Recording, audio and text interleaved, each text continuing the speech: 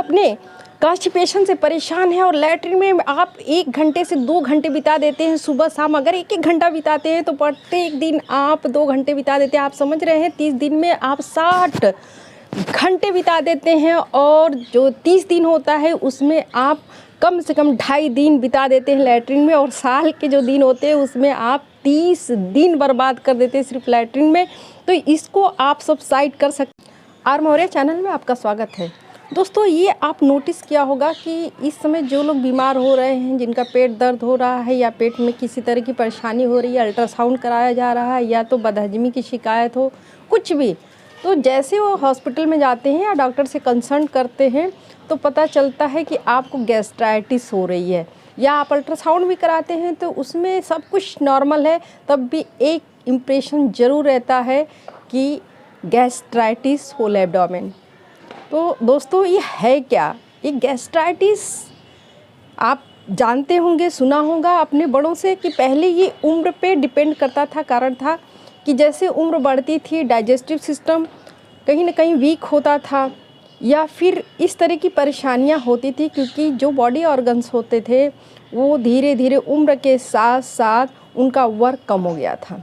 लेकिन अब किसी उम्र का किसी बीमारी से कोई भी रिलेशन नहीं रह गया। कोई ये इमेजिन करना कि अगर बीमारी ये है तो उम्र क्या होनी चाहिए, बिल्कुल ये गलत सा साबित हो रहा है, क्योंकि हर उम्र में ये बीमारियां हो रही हैं, चाहे वो डायबिटिक की प्रॉब्लम हो, चाहे ब्लड प्रेशर की प्रॉब्लम हो, या चाहे वो गैस्ट्राइटिस की प्रॉब्लम है। दोस्तों, ये गैस्ट्राइटिस बहुत सारी और भी प्रॉब्लम को क्रिएट आगे जाके कर देती है, क्योंकि जैसे गैस्ट्राइटिस होती है, शुरू में आपको लगता है मेरा पेट भारी भारी है, हमें खाना पचा नहीं है, और आपको कॉन्स्टिपेशन शुरू हो जाता है, कड़ी लैट्रिन होना शुरू हो जाता है।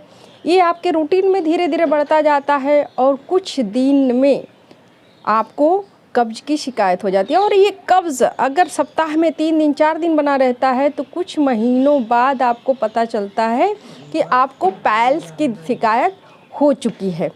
और ये पाइल्स अगर देर तक रहता है तो भकंदर, बहुत सारे और भी जो बीमारियां हैं वो बढ़ती जाती हैं। तो दोस्तों, इस पे आज हम चर्चा करते हैं कि ऐसी प्रॉब्लम आने ही ना दें। हम इंतज़ार ना करें उस दिन का कि हमें पाइल्स डायग्नोस हो जाए, या तो कब्ज़ हमें हमेशा रहे, या तो फिर ये कि हम बार बार दवा खाएं या पूरी लाइफ दवा खाकर ही अपने खाने को पचाएं। बहुत सारे ऐसे लोग हैं जो मैक्सिमम एंटी गैस्ट्राइटिस दवाइयाँ खाते हैं, जैसे वो पेंटाप्राजोल खाते हैं, ओमेप्राजोल खाते हैं, रेंटिडिन खाते हैं, डाइजीन खाते हैं, बहुत सारी चीज़ें हैं। दोस्तों, ये एक परमानेंट सोल्यूशन नहीं है। ये आपके बॉडी को मजबूत नहीं कर रही है, आपके डाइजेस्टिव सिस्टम को मजबूत नहीं कर रही है, कुछ समय के लिए वहाँ की प्रॉब्लम को सिर्फ सॉल्व कर रही है, और आपको सॉल्व सिर्फ नहीं करना है बल्कि सबसाइड करना है। तो दोस्तों, सबसाइड करने के लिए कुछ हमें करना पड़ेगा, कुछ हमें अपने रोज़ के दिनों में सम्मिलित करना पड़ेगा कि आगे चलकर आप ऐसी बीमारियों से ना घिरे। तो दोस्तों, ऐसे में आपकी जो डाइट होती हैं बहुत ही इम्पॉर्टेंट होती हैं। आप अगर तली भुनी चीज़ें खाते हैं, डॉक्टर्स भी मना करते हैं कि मत खाइए, आपको गैस्ट्राइटिस हो रही है, बहुत रिच डाइट मत लीजिए। खैर, वो आप तो बर्ताव कर लेते हैं जब तक परेशान रहते हैं, लेकिन जैसे आपकी परेशानी हल होने लगती है आप भूल जाते हैं।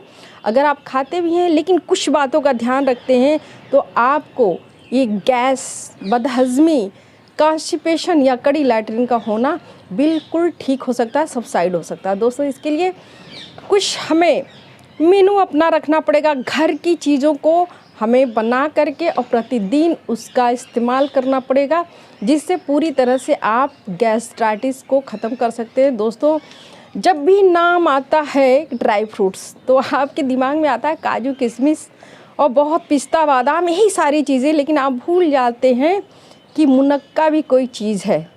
दोस्तों, ये जो मुनक्का है ये बहुत ही स्पेशल चीज़ है। इसमें बीज होता है, लेकिन ये पूरे पोषक तत्व से भरपूर होता है। इसमें जो बीटा कैरोटीन है वो होता है, मैग्नीशियम, पोटेशियम, कैल्शियम से ये भरपूर होता है, फॉलिक एसिड होती है, आयरन की भरपूर मात्रा या आप कहें कि उच्च मात्रा होती है, और फाइबर से ये भरा हुआ होता है।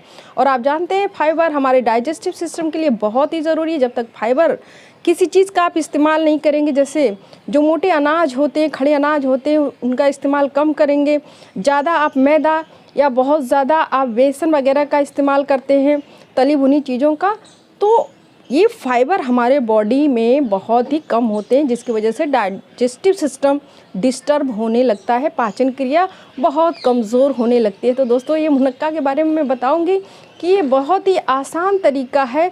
आप जानते हैं बहुत सारे लोग ये कहते हैं कि अगर मुनक्का को आप भिगा दीजिए और सुबह इसको पीस करके खा लीजिए तो बहुत अच्छे से मोशन पास होता है। बिल्कुल सही कहते हैं, लेकिन प्रत्येक दिन ये काम करना आपके लिए बहुत मुश्किल हो जाता है। कुछ लोग को ये अच्छा नहीं लगता, इसकी वजह से भी ये नहीं प्रतिदिन उसको ले पाते हैं। तो दोस्तों इसको यूज़ करने के बहुत सारे साधन हैं।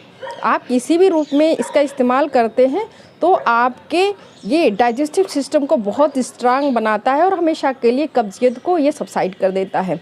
तो इसको बनाने की विधि मैं बता रही हूँ कि अगर आप सिर्फ 3 मुनक्का को प्रत्येक दिन भिगो लें और उसको आप सुबह मिक्सर में बीज निकाल कर पीस लें, उसको आप पानी के साथ, गुनगुने पानी के साथ लेते हैं या दूध के साथ लेते हैं तो इससे भी आपको आराम मिलेगा।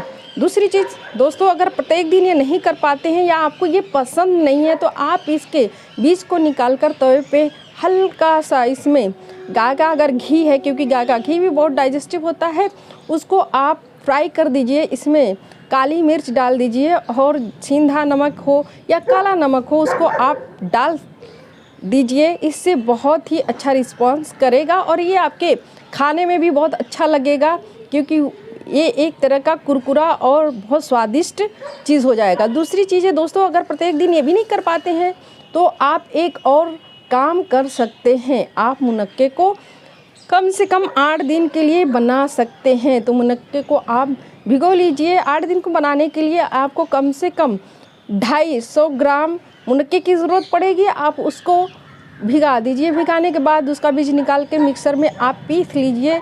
पीसने के बाद अच्छे से उसको आप छान लीजिए और किसी साफ़ जो शीशे का जार हो या उसकी शीशियाँ हो, बोतल हो, जो भी हो, जो बिल्कुल टाइट हो, एयर टाइट हो और पूरी तरह से वो मॉइस्चर रहित हो। अगर आप उसको धुले हैं तो अच्छी तरह से आप धूप में सुखा लीजिए। इसके बाद उसको भर दीजिए दोस्तों। वो आप या दूध के साथ लीजिए या पानी के साथ लीजिए। अगर आप 2-2 चम्मच सिर्फ लेते हैं तो आपको इस बीमारी से आराम से मुक्ति मिल जाएगी और आप कुछ दिन में ठीक हो जाएंगे। ये पूरा जीवन आपको नहीं करना है, कुछ समय ही आपको करना है। जैसे ही आपका डाइजेस्टिव सिस्टम स्ट्रांग हो जाएगा वैसे ही फिर आपका खाना अपने आप पचने लगेगा और आप ये इतनी जो दवाइयाँ इस्तेमाल कर रहे हैं, रोज़ खा रहे हैं, इससे आप बच जाएंगे। दोस्तों मुझे उम्मीद है कि आप इस गैस्ट्राइटिस को सबसाइड कर सकते हैं। ये वीडियो आपके जीवन के लिए बहुत अच्छा होगा, आपकी बीमारी को ठीक करने का एक अच्छा साधन होगा। दोस्तों अगर ये वीडियो अच्छा लगा हो तो आर मौर्य चैनल को आप ज़रूर सब्सक्राइब कीजिए। अगर आपके किसी दोस्त फैमिली में इस तरह की परेशानियां हैं तो शेयर करना ना भूलें। दोस्तों अगर हमारे नए आप फ्रेंड्स हैं तो प्लीज़ आप बेल आइकन को प्रेस कर दें, बटन को दबा दें, क्योंकि मैं ऐसे बहुत सारी वीडियो लेकर आती हूँ, उसका आपको नोटिफिकेशन तुरंत मिले और आप उसको देख सकें, लोगों को शेयर कर सकें। इसी के साथ बहुत बहुत